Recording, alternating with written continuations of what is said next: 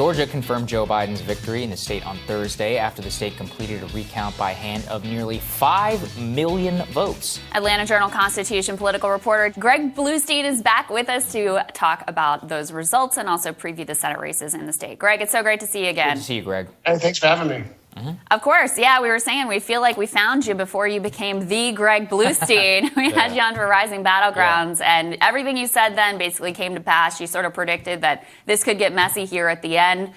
Take us through where things stand as of today, as of we're recording this right now at 8:09 a.m.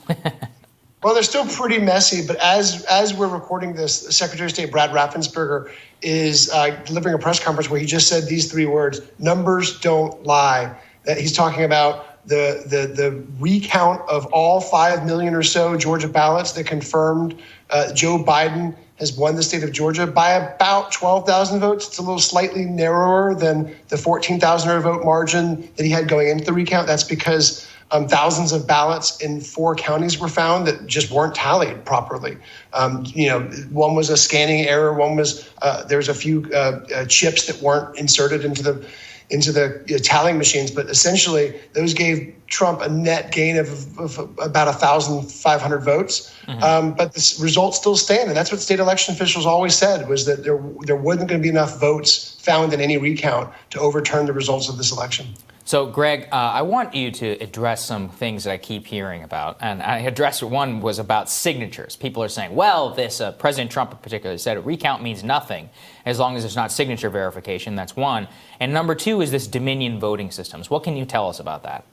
Yeah, on signatures, it was a result of a compact between Democratic and Republican state officials that basically guided how these ballots will be counted.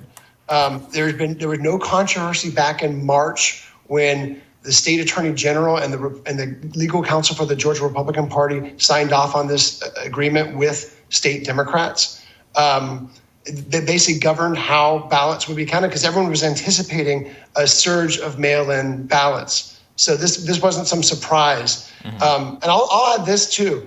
After the June primary, where we had 8-9 hour lines in some precincts and all sorts of technology debacles, you didn't hear any Republican leading officials calling for an overhaul of the election system. They basically said the same line, which was the election went well in so many parts of the state. There was only a few precincts where it didn't go well.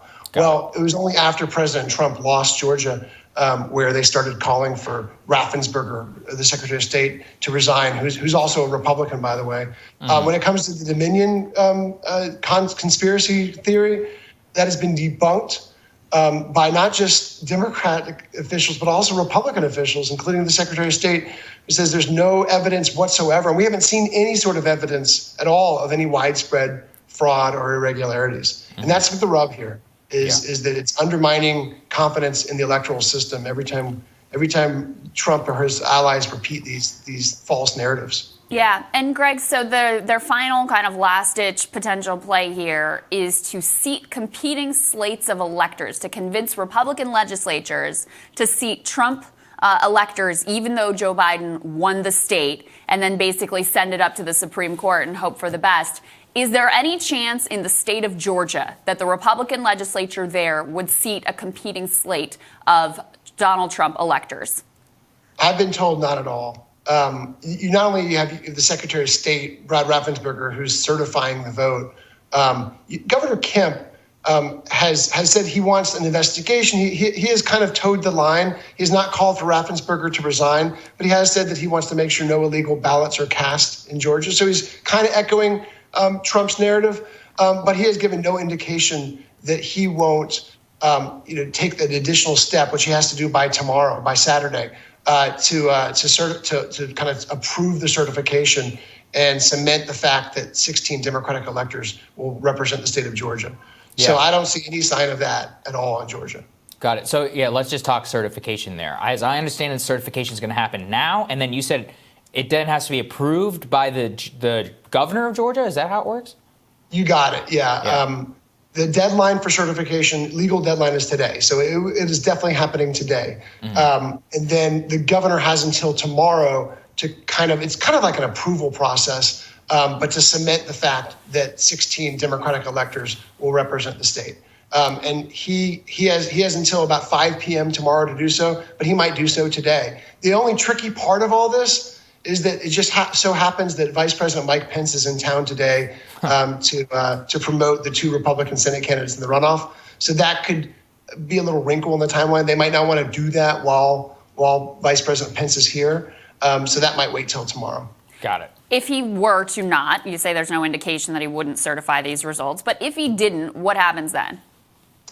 Then there's all sorts of legal conflict, and it would be thrown into some sort of legal quandary in the courts. But you're also looking at a scenario where lawsuits not only around the nation but also in Georgia have been tossed summarily after hearings by judges, both appointed by Democratic presidents and Republican presidents. And the latest example came yesterday when a Trump-appointed federal judge, after a few hours of hearings, dismissed a lawsuit that sought to delay the certification of the results in Georgia. So these lawsuits aren't going anywhere here. Yeah. Final question for you, Greg. Preview a little bit these Senate races. I think there's going to be an ocean of money that's going to be poured into them. What do you expect the issue set to be? Is it just going to be all national, the way that the country is paying attention to it, the control of the Senate, or is it going to be more local? What do you think? It is so nationalized, this race. And it's funny as a Georgia reporter who's been covering this for a while, because Democrats used to not want to nationalize these races while Republicans did. But now in both senses, they're completely nationalized. When you say ocean, that's not even an understatement. At first, the projections were $500 million would be spent on these races. And I thought that was a little off kilter. And now I believe it. 140 million plus has been spent alone already in the first 2 weeks just on TV ads. Holy crap. So there's going to be just a cascade, a never-ending cascade of money down here being spent. Poor Georgians. I feel bad for the people watching TV. We'll never end. God bless you. Greg, I just want you to know we've really relied on your reporting here. We've been really grateful for your work. I know you've been pulling long hours. I hope you get some time off to enjoy the holidays. We really appreciate it. Thank you, Greg. Thank you for your work. I appreciate it. Absolutely. Coming up, the Biden administration eyeing a big deficit hawk to lead the Office of Management and Budget. Super excited about that. Friend of the show, David Sirota, is going to talk about that promotion in detail when Rising continues.